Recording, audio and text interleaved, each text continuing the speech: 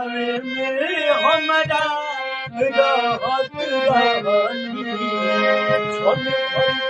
भइलाइना सहत रहनी अब गावे में हमरा रहत रहनी छन भइलाइना सहत रहनी अरे अब तो हमार बिना कि देखले सुनतिया अब तो हमार बिना कि देखले सुनतिया अरे होई है वो बहू के परेशान हो जाए चंदा ले आवा खबरिया